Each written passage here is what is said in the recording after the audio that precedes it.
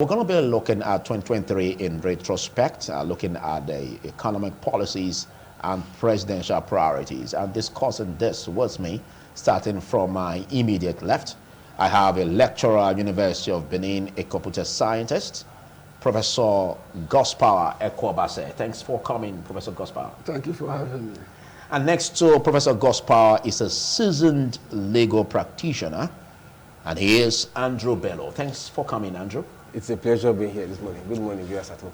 Well, looking at 2023 in retrospect, all that transpired, basically looking at how we even entered January 2023 from 2022, where we had a deadline given by CBN over the withdrawal of the old Naira notes in the denomination of 200, 500, and 1,000, and all of these dovetailed into scarcity of Naira notes.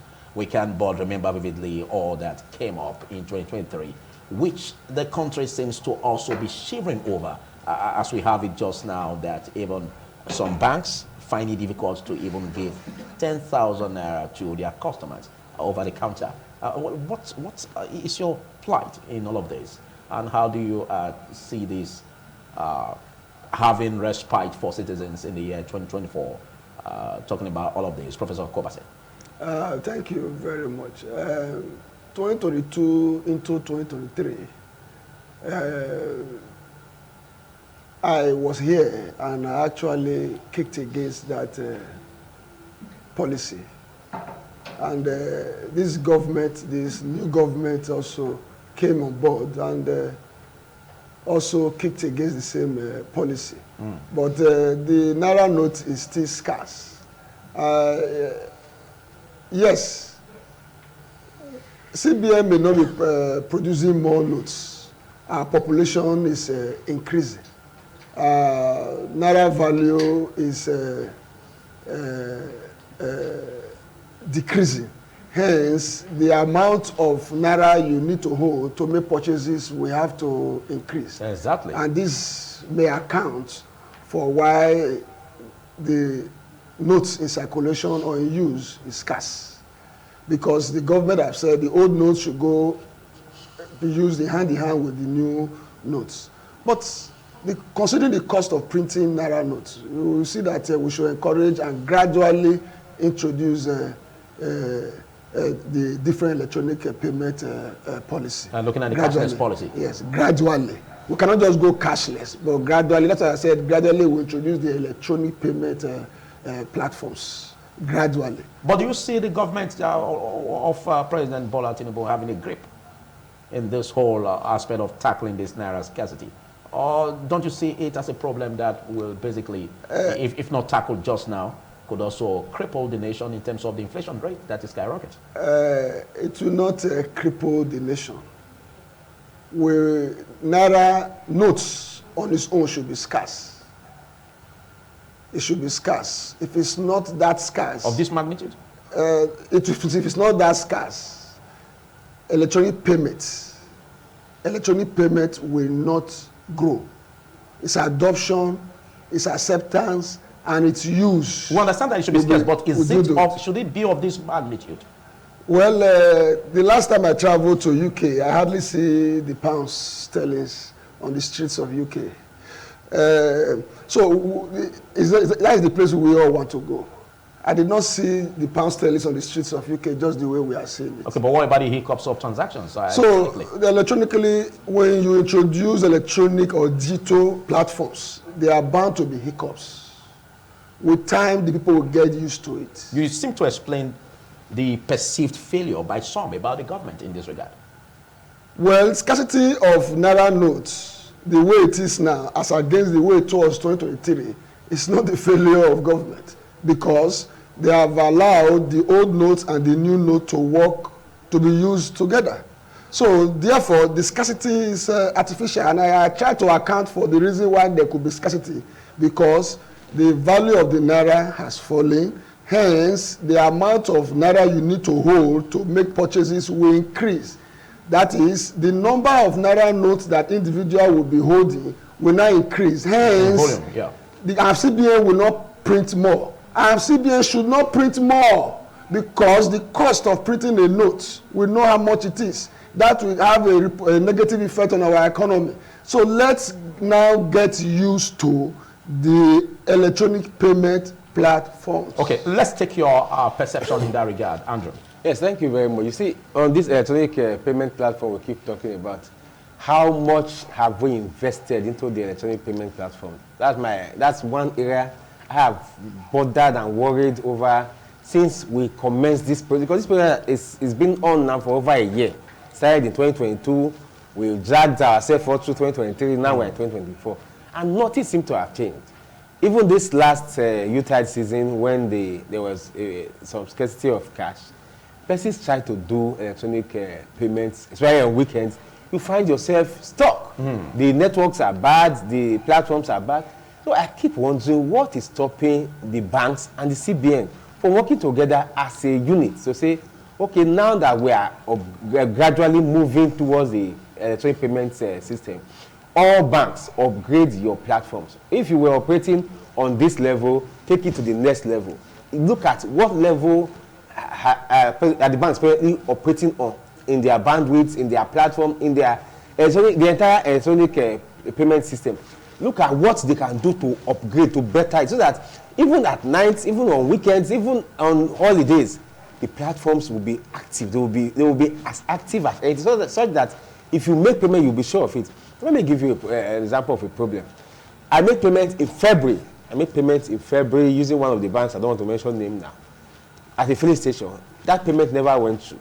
It failed. The bank said it went through. The merchant said it didn't receive. We dragged ourselves all through February, March, April, May. Wow. Eventually, in October, I sued both of them.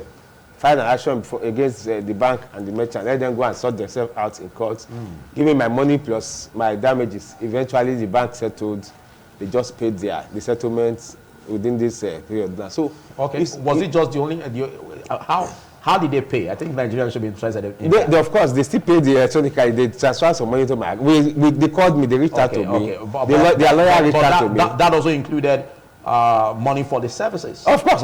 No, their lawyer reached out to me and said instead of them getting a lawyer coming to court, and when they would have used to get a lawyer, they should just said to me, so that say okay. See, so that was a brisk business as a result of the failure of the bank. It's not a brisk business, because if I put that my money into use since February, if I put that my money into use, I'm sure it would have got yielded more interest. But the money was with their stock. Both sides were playing, tossing themselves around. Because you go to the bank says, oh, I've paid it has moved to their man's account. You go to the man said, no, we don't have anything like that in our bank, in our system. So you see, this electronic system, our countries, as it is today, our CBN, our country's entire financial control system has not woken up to the realities of electronic payments. There's a whole lot. There's a whole lot that is still in the offing, and in the hope that Nigerian government will get it right. You see, there is, as we speak, there used to be there, or is still there at the CBN's website. If you go there, you see a system for making complaints when there is a failure in electronic payment. But that same system, try to implement it, even the CBN will frustrate you. I've tried using it. The CBN themselves are supposed to ensure that it works smoothly. Because as CBN, you are the controller, you have the power, you have the money, you have everything.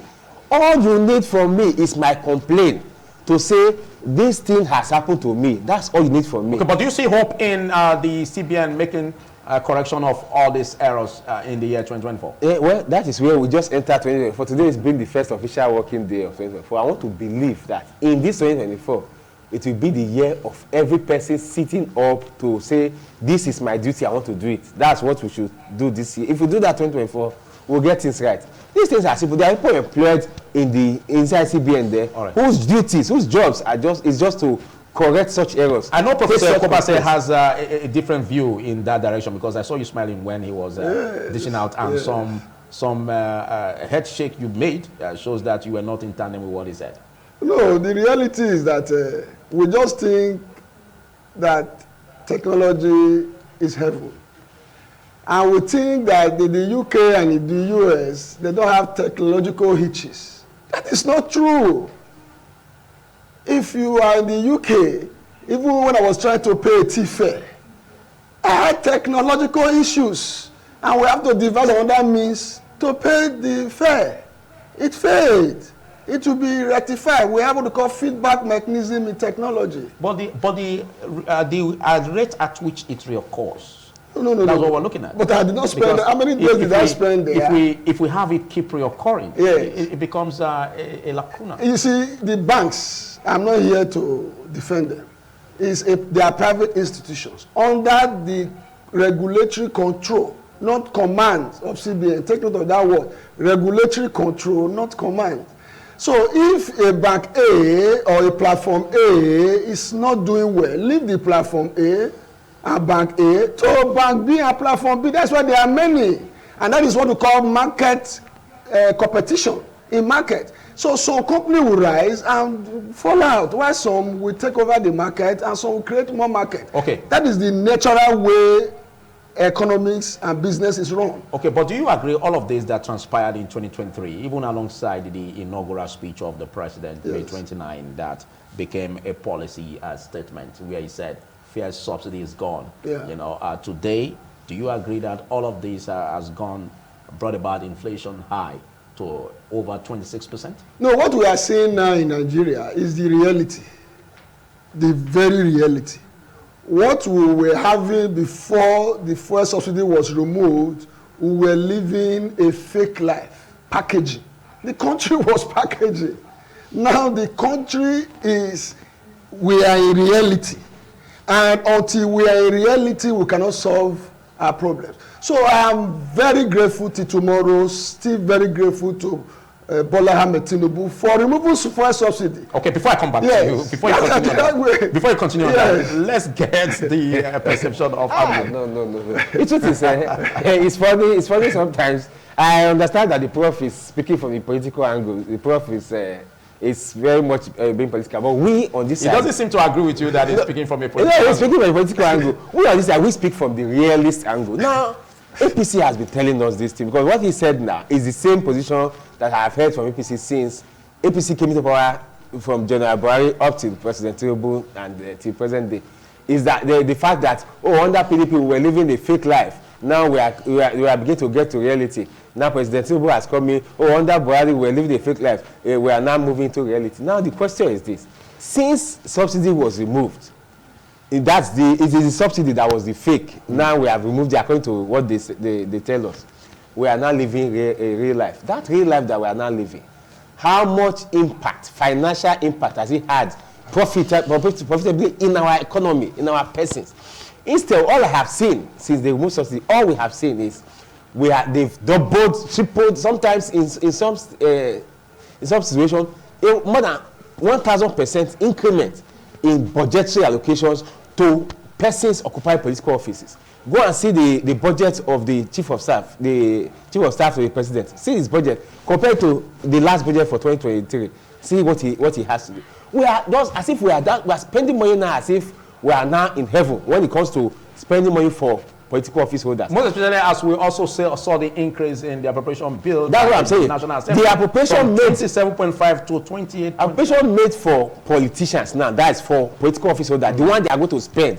See the gap, the heavy increments given to those levels. Then compare it to what is appropriated for the entire nation for education. What is appropriated for the entire nation. Are you saying that came up as a result of the fair subsidy removal? So as far as I'm concerned, the first subsidy removal is only to benefit people in politics. That's what I'm saying. So whatever profits, whatever gains we have made in the issue in the area of first subsidy removal, we have channeled it into personal gains for political office holders. What about for the entire nation? I was here a few days ago. I talked about police equipment, security equipment in this country. They are almost at the best level. And I was even wondering, I'm still wondering sometimes how our policemen, how they even manage to solve crime. Because on a good day, if you go there, they don't have anything. The simplest of gadgets that even small companies can acquire, our police don't have them. And these are the things we were supposed to do with this money or with this subsidy removal they said they removed. Okay, now we did the transport fare reduction in the Christmas, the Yuletide season. As palliative. As palliative. We did transport fare and they even added to it. So a few days ago, say the one they did before didn't capture some areas, so they now added more. How many persons benefited from that transfer? Okay, a good example like what you said is as a result of what transpired in 2023. You know, the National Assembly SUV purchase, being the list is endless. In spite of all that was said about the need for the National Assembly to thin down on the appetite of, you know, going on that purchase of the SUV. What's your plight in that regard? Because all of this dovetail to a point where Nigerians were saying subsidy removal from fuel, you know, has brought about high inflation rate in Nigeria. And again, we don't have much, because even in the budget, we've been running a deficit budget. Shouldn't that have been the plight of the National Assembly members in order to thin down on that drive, you know, to embark on the purchase of the SUVs? But they were adamant. Now, how do you see all of this dovetailing into the 2024 budget and the management of it in 2024? It is not the fuel subsidy removal, or it not be removed, that influences the budgetary allocation to certain offices. We should get that clear. That is, if subsidy was not removed, so budget to certain offices will still be made. We should separate government policy from systemic corruption. Who said there are no budgetary allocation for police officers to buy their gadgets for work? Who said that money were not provided for them to maintain their vehicles? Have you gone to the budget? And it will amaze you the amount of money government amounts to that particular sector. This is the same thing for all sectors. Monetary budgets, money are budgeted for these sectors.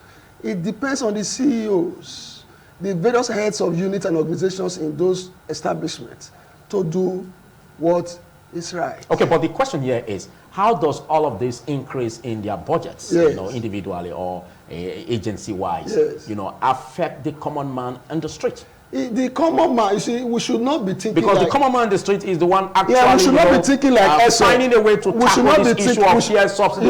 We should not be thinking like ESO. So how does that ameliorate the problem? We should not be thinking like ESO. You know, ESO problem was, I want to eat, I'm hungry, I want to eat, I'm hungry.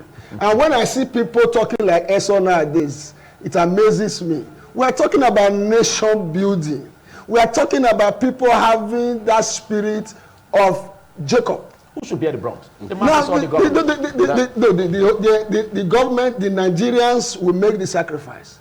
You see, when you look at other developed countries of the world, if you see the budgetary allocation to even space, just space, you'll be wondering, would they bring that money for space and let them eat the money? If you see their budgetary allocation for other international relations, you will say, should they bring that money, let Americans eat the money? We should begin to think like a nation with a future. We should begin to take posterity above immediate prosperity. That does not mean that certain allocations that we are complaining about is because we now know, because governments are now more transparent than before. Before now, you don't even know what is being allocated to the office of the chief of staff. But with technology and everything, you now know even what is allocated to the president's kitchen. Our prayer and my advice is this: we should not, because of transparency of government, now begin to say, the man that, see, the more you contribute, the more you should get. I don't belong, and I have refused, and I will ever refuse to belong to the categories of whalers. But I know that I have granted the means, and I am still not part of those eating the cake. But as a realist, and one who is thinking about a nation. Okay. The speech of the president was really quite interesting yesterday when he said that he knows the frustration of Nigerians and that it's not over yet, and that Nigerians should know that frustrations will not last forever. Now, some have said, Andrew Bello, some have said that that speech was somehow in between encouraging Nigerians or even making Nigerians to know that this year they should expect nothing different, but they should continue to bear. Do you see that speech as what would bring respite to us in spite of what we experienced in the whole of 2023? Thank you very much. You see, that speech is a replica of what he had said before, even from the day he was sworn in as president. He's telling us, tighten your belt. That's the, let me put it in summary, in a very short form, tighten your belt, Nigerians. I know your plight, but we are building. Like having a repeat of 2023, yes, 2024. Because we are building, tighten your belt so that we build. My question will always remain, because I have never left that question, I will never leave it. Why is it that it is the man who has been suffering that will continue to suffer to tighten the belt to build? But wasn't that a sincere speech? Yeah, that's exactly. Were you expecting him to say something that does not show reality? I expected him to change his perspective, because as it is today, the president and those in power, those who are at the top level, they do not seem to grasp the reality of what is facing Nigeria. Go and check the insanity index. Recently, I was reading where a CMD of one of the psychiatric hospitals in Nigeria was complaining that the number of insane persons have multiplied, have more than doubled in the last 1 year. Because persons, the truth is this, there is so much stress and pain out there. People are suffering. Those who were paying, I know what the business was like 3 years ago. I know what business was like 2 years ago. You can see the gradual decline. To sell a property today, to sell one property today, you will more than beg just to get a buyer. And even when you get a buyer, he's paying the least amount, something that you never thought you would sell that property, but you say, let me just sell so that I will have money to do this thing. But the analysis you just said, you can't say categorically that as a result of the inflation or the challenges faced in the country that would bring about the increase in insanity. I will tell because you, there could be other illegal use of substances. Let me tell you what is leading to illegal use of substances. People are under stress. When you are under stress, you use substance, and when you use substance, and you begin to fall out of your sanity. Now, let me put it this way, in a very simple way. Sacrifices are easier to carry when every person is carrying it. I'll give you what I mean in a simple form. A leader, those who are leading us, who call themselves governors, presidents, senators, House of Reps, persons who are called leaders, all these persons, they are all part of the leadership of this country. If we see them, that when they enter, rather than allocating vehicle, because the truth is, there's nobody there who never had a vehicle, especially former governors. The Senate is filled with former governors, ministers, former governors. These persons already have vehicles. Personal vehicles. Not personal. All these vehicles are either allocated to them as former governors. Take, for example, the former governors. By law, they have vehicles allocated to their person. But when they leave office, those vehicles... No! You are not getting it. Personal vehicles. It's not personal vehicle. Oh. There's nothing personal about it. If you retire from a place, and by reason of your retirement, you are entitled to this, and that. Those things you are entitled to, they are not your personal thing. You are getting them by reason of your office that you occupied at the time. Okay. So these governors, they occupied office, for example, take for example, a governor former governor from here now, for example, is taking whatever vehicles he's taking from here after every 4 years. I think it's every 4 years to get those vehicles. Those vehicles come to him by reason of his being former governor of this state. And they come from the ports of this state. What about for the new entrants that didn't have that opportunity? Now for the new entrants, we also understand that the new entrants who may not have the opportunity should be given something to drive. But it shouldn't be, there's no law that say you must give him 160 million naira vehicle. I'll give you an example. One of the senators, when he was looking at the bad roads, don't forget the bad roads networking. Yes, when one of the senators was responding on this issue of vehicles being too expensive, 160 million naira, his answer was, even before I became a senator, the vehicle I drive is the vehicles I drive are not less than this vehicle. Sure, my vehicle at home is higher than this vehicle that people are complaining about. That was his response. So which means he never needed any vehicle? So he didn't need a vehicle. That's one question. That's one answer. The other answer he gave was that taking into cognizance the area he's going to work, he's going to be working in the hinterlands of his area. This is representing a constituency where you have bad roads. And the question the questioner put to him was, whose duty it is to ensure that those bad roads are fixed? See, the problem we will never solve. We continue to run around in the loop. I don't want to use the word loop of doom. Is we want to solve the symptom rather than solve the sickness. Rather than buy jeeps or vehicles that can fly on top of rivers. Fix the roads. Fix roads. If you fix roads, you won't need vehicle that can fly on top of rivers. Okay. You just, if you can get even a small Audi can carry you from here to Abuja. Okay. That's how good. You've said a lot. You've said a lot. Let's pause you there for the moment and come back to you, Professor. He said a lot. Yeah. And you were talking about the need for us to get it right, and everyone needs to sacrifice. And I remember I asked you, who bears the brunt? Everybody. Is it the masses or the government functionaries? Everybody. And you said everybody. Everybody. Now, do you see the plight of Nigerians as compared to the measure of wealth enjoyed and benevolence are the common patrimony of the people enjoyed by the National Assembly or the executive members? Do you see this as on the same page? Frankly, If we are to look at equality, the cost of egalitarianism, fairness, justice. Well, I always tell people, the world is never fair, and the world can be fair. Even in heaven, I'm not sure there's fairness. So we should because God loves, but the level? cost of governance is too high in Nigeria. Exactly. We make sure not to support even the SUV purchase. Yes, the cost of governance is too high in Nigeria, and there is need for us to cut it down. That is that for that. But we should understand that the executive arm is completely different from the legislative arm, and the executive arm has to be very careful how he imposes his will on the legislative arm. Otherwise, certain things will go wrong. And when two elephants fight, the grass will suffer. Yes, exactly. So we even see it in the budget. Good. Even when it was submitted by the executive, it was 27.5. Good. And then later the National Assembly added 1.2. So we don't know where those appropriations came from anyway. No, sometimes it could be corrections. It could be corrections. But some will also say that it could also be to this place was not elevate some of the budget that pertains to the National Assembly or to other agencies. We should be sincere. It could be to the National Assembly. It could also be to other agencies. We have a budget. We have a budget that is on a deficit. We have a budget. And Nigeria is not the only country with a budget on a deficit.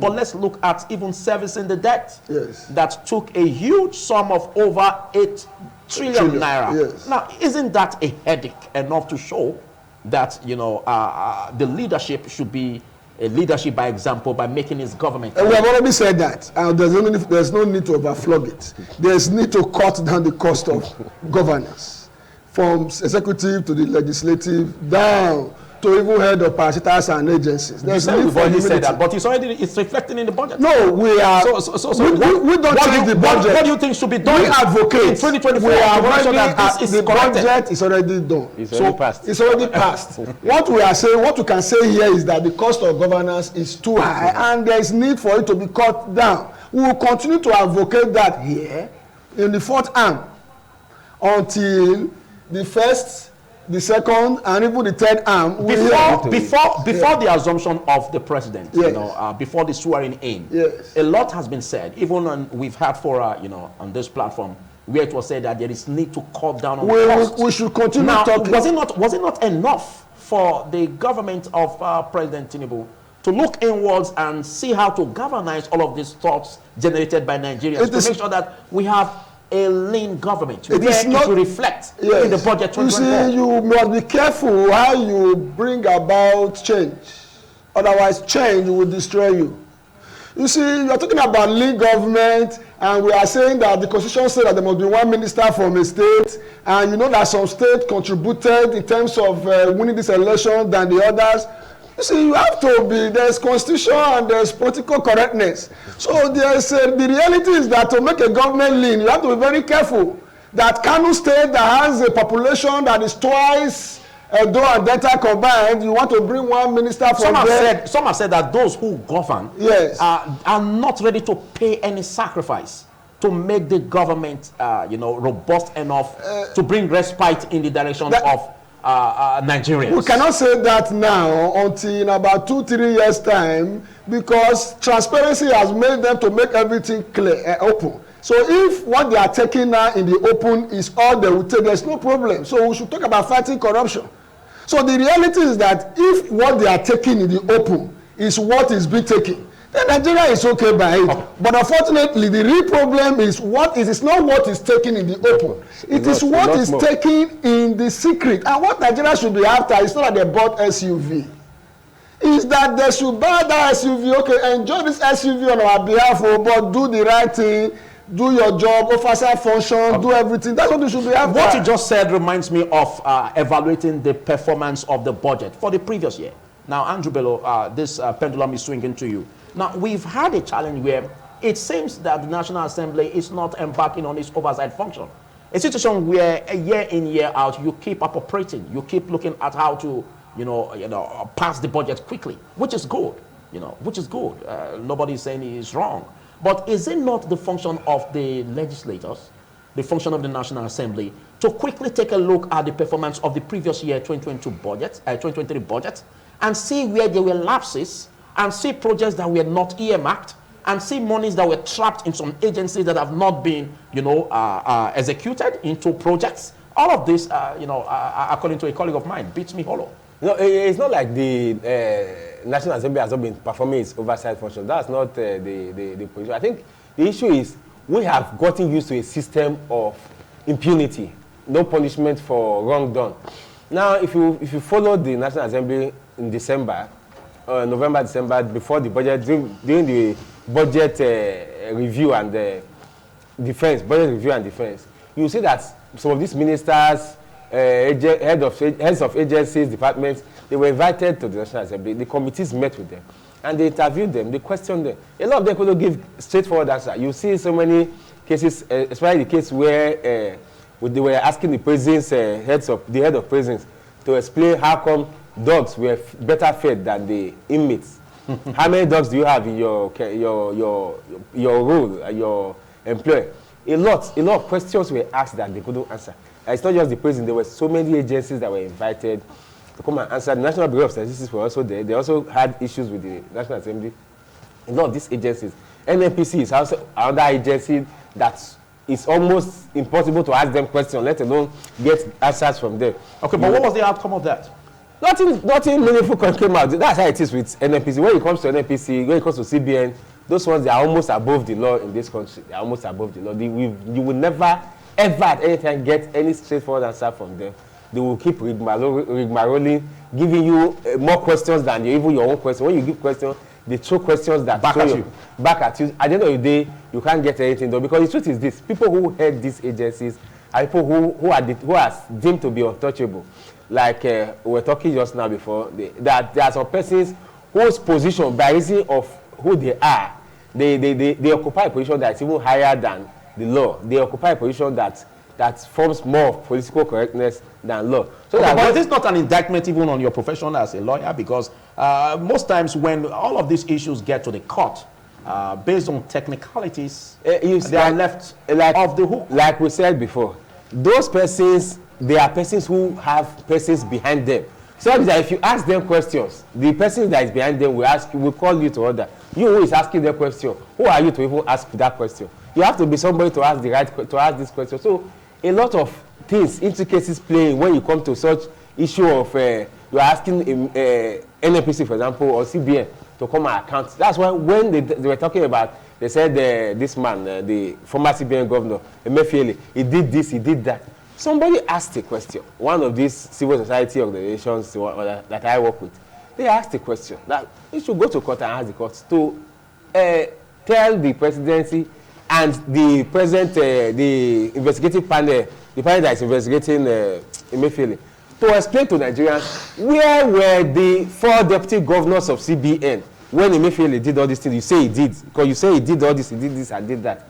Where were the 4 deputy governors? Where were the over 20 directors? Over several deputy directors, numbering over 60 persons who are supposed to put check to all these things. Because the truth is, there are laws and policies to ensure that you can't just come in because you are CBN governor. It's not a private agency that you can just walk in and go to the vote and take and do. No, it's not a private agency. All right. CBN is a public agency. So if anything is done wrongly, you cannot now come at National Assembly like you were asking now to say how was it done. Where were the other persons who were supposed to stop it from being done? All right, thank you. In case you're just watching, it's TMI, and we've been on 2023 in retrospect. We've taken you around what major activities that transpired in 2023 and what we are also having as a spillover effect even in 2024 just now. And I've been speaking with Professor Ekwobase Gospel, a lecturer at University of Benin, a computer scientist, and of course a seasoned custodian of the law. By that I mean a legal practitioner in the person of Andrew Bello. Well, let's strike this a little bit. We are in 2024, Professor Ekwobase. Yes, sir. And the major challenge here is that fuel subsidy, removal is still a biting issue to Nigerians. I remember vividly, how I used to fuel my car even before the removal, but it's a different ball game now that it has been removed. And I believe that measure goes to you, same, and also to Andrew Bello. Now, what do you see? Because we seem to be having respite, but we don't know how that is going to pan out quickly. That the Port Harcourt refinery, have started test run, and that 11 others will also commence. And we just hope that the Dangote refinery, will also bring its pump out. Now, the experts that I've interviewed, one-on-one, have said that that's not going to bring a massive reduction to the cost of PMS. So now, what do you see as a measure of all of this if they kick off? Yes, if they at the benefit of the yes, masses? if they kick off, it will reduce the pump price a little. A little bit. A little. Maybe the cost for flight, bringing them into the country, those things will be out. That's all. It will create job opportunities for Nigerians, and the ripple effects from all the other things that come out from processing fuel. But can government do more? Like, because we have some modular refineries that we've been asking that government should give licenses to, so that we can have some reduction, because it's really a bite. I'm an advocate of modular refinery, but we have to look at standards and quality. The other time Professor Yasile and I were here, I talked about standards. We have to look at standards. We have to look at you see, there are so many things beyond the layman's eyes that should be considered before you just dish out license for people to carry out or do modular refinery. So having said that, we are looking at a situation where the pump price may reduce just a little. Nigerians will get used to the reality, and the money from removal of soil fuel subsidy deposits will now be used to develop other things. I did not vote for a magician, and I did not vote for a god. I voted for a human being. And what do I mean by that? I don't expect things to just change in 2-3 months. I am waiting for next year, 2025, to begin to judge this government. No. I think you'll be wrong if you say you are waiting for next year, because we remember when the president said he's giving a template by which from May last year, because already we have 2023 as last 7 months, yes. Yes, and he said he will be judged by that, which will elapse in March. Oh, well, that is the president. So we are looking at 2 months. Okay, if you were to go by the president, if you go by see if it has transformed. Yes, as I said clearly, I did not vote for a magician or a god. So timelines. So if who you voted for is saying, judge me by this template. Yes, well, I build software, and I set deadlines, and sometimes I request for extension of my deadlines based on what we are seeing on the reality. Because we still leaders who, by virtue of what they said, they are not able to make it. They resign. Well, you wait for him to resign. But in Africa, it's different. You did not say in Nigeria now. You say in Africa. So it's African thing. But what you are saying is that the refineries are they already working now? You are the one that told me that the Port Harcourt refinery, they are already doing test running. That's a plus. You said the Dangote refinery, they are already giving them crude. That's a plus. There is therefore a light. We are seeing some light in the darkness. That means if fuel subsidy was not removed, probably the Port Harcourt refinery will still be there. And so let us be patient. I am saying by my own standard of reality, June last year to June, therefore June, that is 2 years. I will not say, yes, this government, there is problem with it, because you don't just make a policy and you just be changing it based on some TT problems or some issues, or because of some exotic outcry. So you will start assessing the performance of the Tinubu That's me. by next year. Yeah, that's me. But I'm already monitoring the trends. Okay. I'm monitoring the trend. And it's encouraging. And it's encouraging. Okay. Very encouraging. I've heard for the first time When the you said president. encouraging, he was not satisfied with Yeah, it. When yes. he now said very encouraging, he shivered. Yes, very encouraging. Because the reality is I'm a scientist. Okay. As a scientist, when you see the end from the beginning, and as you are moving, you can begin to see what is happening. But based on these 6, 7 months now, what I'm saying now is that wonderful. Okay, let's get That's to what I'm your saying. perception. Thank you very much. You see, from my own perspective, why I shiver when he said very encouraging. You can't plant maize and expect to reap cassava. Seriously? We have not planted cassava. We want to reap cassava because our goal is cassava. But we are currently planting maize, but our goal is cassava. Oh, we are planting trees. That's where I see it. We are planting trees. That's where I see we are it. not seeing it. That's where I see it. Now, This will take time. Yeah. you see, let me give you what I'm saying. Now, one of the reasons we took out subsidy was because we felt there was no money in the economy. We were taking out, we were wasting. There was too much wastage, and subsidy was a corrupt system where people were just collecting money and nothing was coming out. So we took out subsidy. Say, oh, let's remove that one. We agreed that we removed it. Since we removed it, how much of corruption have we checked? As we speak, there's an application to take a loan. As we speak, a loan in trillions. There's an application to take a loan as we speak. The loans that we already have, we have not dealt with them. What crime would have been committed if we now say, oh, rather than borrowing every year, because borrowing has become our thing, not even yearly now, it's now becoming almost like every month. Rather than borrowing every now and then, why don't we say, okay, let's begin to cut down these things, what are the things we can do without as a people? What expenditure can we do without as a people? So that we cut down. When you cut down, you can now look inwards to begin to fix your problem. If you do that, when you begin to do that, that is when you begin to solve your problem.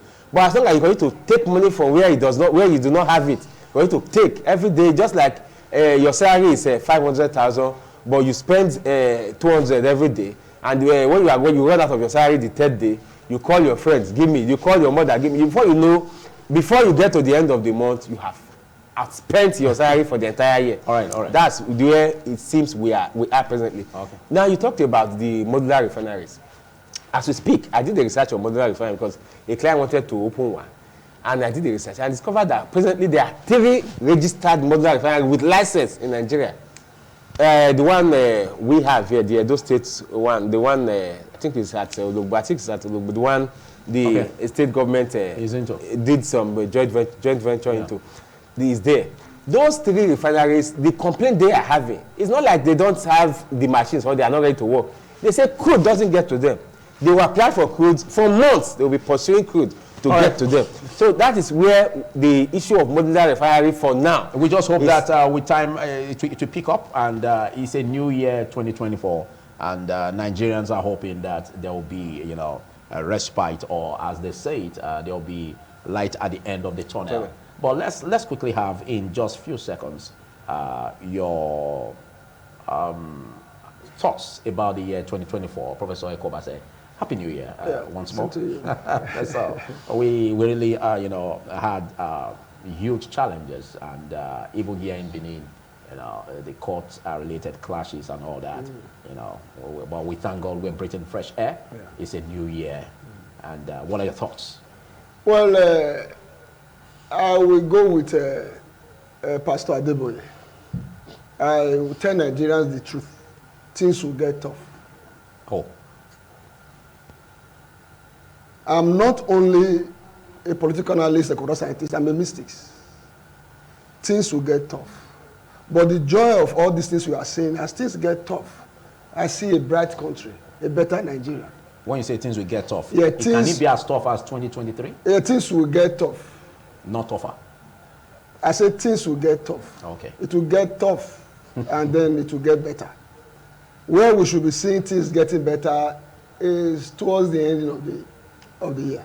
All right. And by next year, so we have to. And it's an election year in Edo State. Yes. The people that want to contest are already out. We are listening to them. We will listen to them, and we will not comment on that.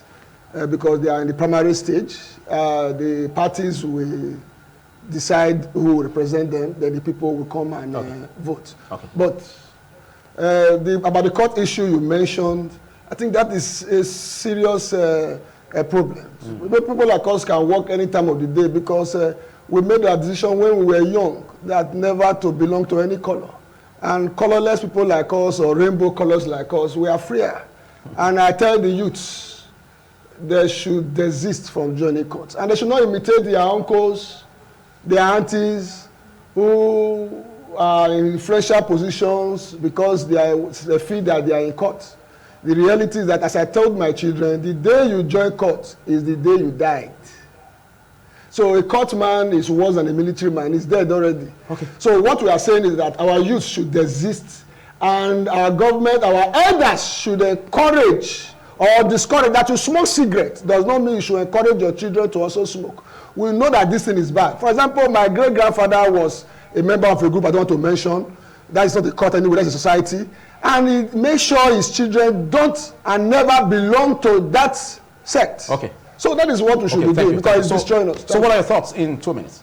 Yeah, in this 2024, I want to say, let us tell ourselves the truth. That is the only way forward. Let us tell ourselves the truth. The things are not going to get better, like he said. Things will be tough. That's the point. But for me, what will help a lot of us, tell yourself the truth. There's no person coming. That's the truth. There's no magician, no messiah coming. It is we here that we tell that's a known fact. Yeah, solve our problems. Yeah.